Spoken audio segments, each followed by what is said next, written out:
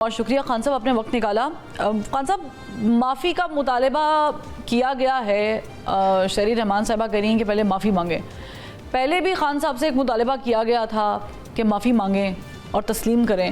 معافی مانگنے والی بات تو ٹھیک ہے، لیکن خان صاحب کوئی تیاری میں ہے، مانگیں گے معافی؟ بہت شکریہ۔ بسم اللہ الرحمن الرحیم۔ اللہم صلی وسلم وبارک علی سیدنا محمد وعلی آل محمد۔ دیکھیے، معافی ایک دوسرے سے مانگنے میں کسی کی عزت کم نہیں ہوتی، لیکن معافی اس کو ضرور مانگنی چاہیے جو ظلم کرے، کسی کے حق پہ ڈاکہ ڈالے، کسی پہ غلط الزام لگائے۔ تحریک انصاف کے ساتھ ظلم ہوا ہے، ہم سے ضرور معافی مانگنی چاہیے ان کو جنہوں نے کیا ہے۔ عمران خان صاحب پہ غلط سائفر کیس بنا، محب وطن پاکستانی پہ غداری کا الزام لگایا، شاہ محمود صاحب پہ بھی۔ وہ کیس سے اللہ کے کرم سے عمران خان صاحب باعزت بری ہوئے ہیں۔ جنہوں نے کیا ہے ان کو ضرور معافی مانگنی چاہیے۔ میرے جیسے آدمی پہ بھی، جس نے ہمیشہ پاکستان کی، اسلام کی، پاکستان کی نظریاتی جغرافیائی سرحدوں کی بات کی، حرمت رسول صلی اللہ علیہ وسلم کا دفاع کیا، ختم نبوت کی بات کی، اس پہ بھی غداری کی اور اس طرح کی چیزیں کی گئیں۔ اللہ کے کرم سے عدالت سے باعزت بری ہوا ہوں۔ میرے سے کوئی معافی مانگنے کی ہمت کرے گا؟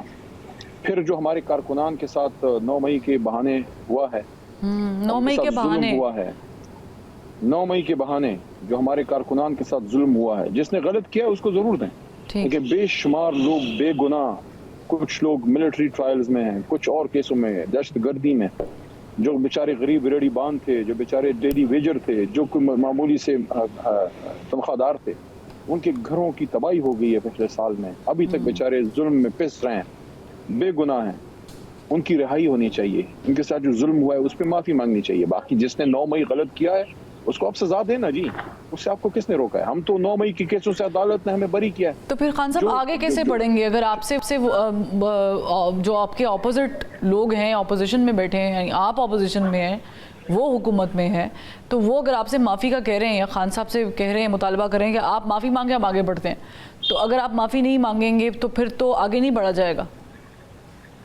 ایک تو میں نے آج اسی تناظر میں خیبر پختونخوا کی اپنی حکومت سے ڈیمانڈ کی ہے کہ 9 مئی کے کو جواز بنا کے جو ہمارے بہت سے کارکنان کے ساتھ زیادتیاں کی گئی ہیں فسطائی حکومت نے، اس وقت کی رجیم نے، اس کے خلاف اس کی انویسٹیگیشن کے لیے ایک جوڈیشل کمیشن بنے چیف جسٹس پشاور کی سربراہی میں، کیونکہ اگر وزیر اعلیٰ خیبر پختونخوا جناب علی امین خان گنڈاپور خود کوئی ایگزیکٹو اقدام لیتے ہیں تو لوگ کہیں گے کہ یہ تو سیاسی انتقام لے رہے ہیں، ہو جائیں گے۔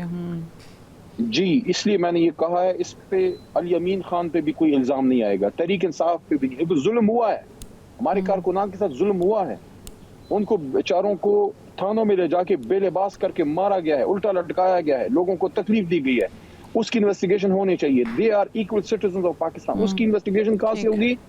ایک judicial commission high powered chief justice Peshawar کی سربراہی میں بنے۔ بے شک اس کے لیے آپ فارمر چیف جسٹس جناب ابراہیم صاحب کو لگا دیں، ان پہ سب کو اعتماد ہوگا، دلیر دبنگ آدمی ہے، اس کی انویسٹیگیشن ہو۔